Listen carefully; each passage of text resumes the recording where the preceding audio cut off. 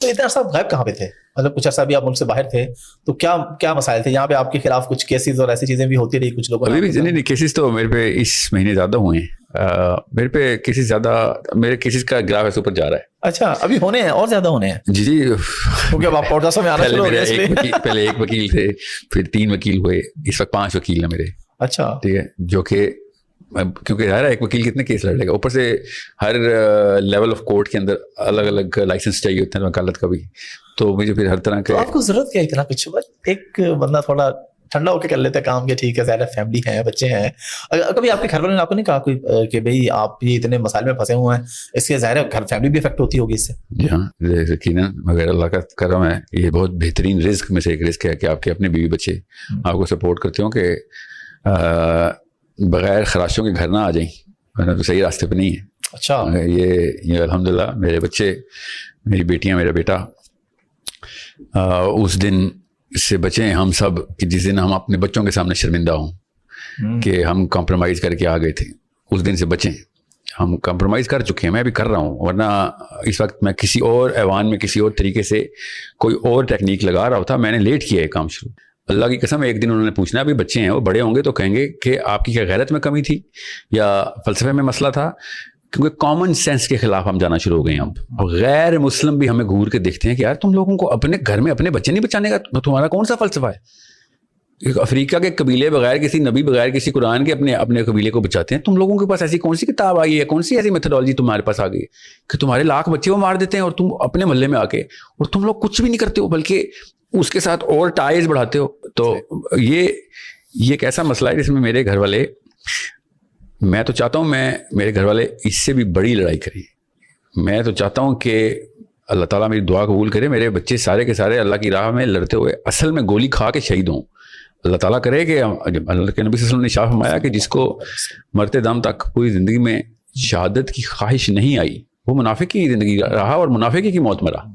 مطلب ہم یہ دیکھیں پہلے 500 سال امن کے دور کے گزر گئے تھے، چلیں 1000 سال لے لیں، یہ پچھلے 300-400 سال سے کون سا مسلمان ہے کہ جو یہ چلیں پچھلے 100 سال سے لے لیں، جب سے ورلڈ وار ترکی ہار گیا ہے تب سے کون سا ایسا مسلمان ہے جو امن کے اسلام کے رولز لے کے بیٹھا ہوا ہے اور اپنے چھوٹے سے گھر میں اپنی بیوی اور اپنے بچوں کے ساتھ اس نے جنت کی ایک میتھڈالوجی اڈاپٹ کر لی ہوئی اور اپنے بچوں کو کنونس بھی کر لیا ہے کہ وی آر ٹرو مسلمس، ہمیں آخرت میں اللہ تعالیٰ کے یہاں عزت بھی نصیب ہونی. یہ ایسا مطلب مجھے وہ اس گولی کا نام چاہیے جو یہ گولی دیتے ہیں. یہ کون سی فارمیسی میں بنتی ہے؟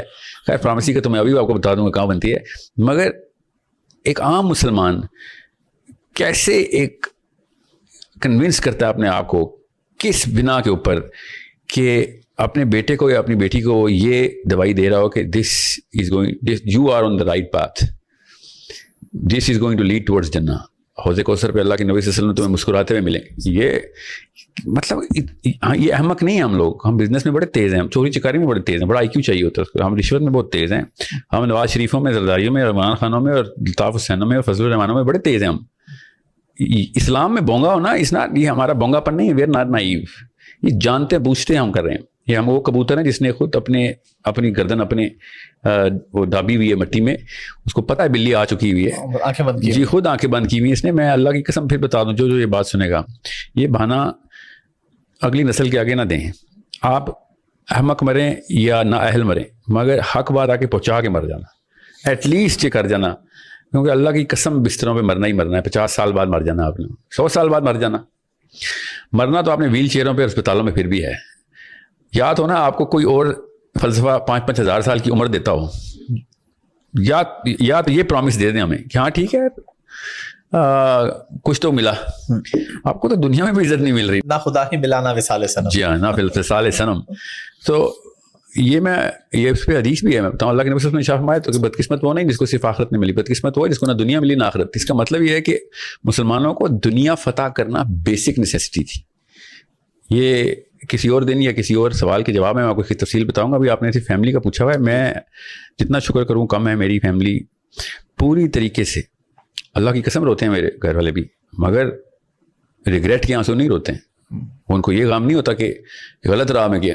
غم تو ظاہر ہوتا ہے کہ یار آج پتہ نہیں نیا مسئلہ کیا، آج پتہ نہیں باہر گیا واپس جہاں جیل سے خبر آئے گی, کسی وکیل کا فون آئے گا, یا پھر ویسی خبر آ جائے گی مرنے کی.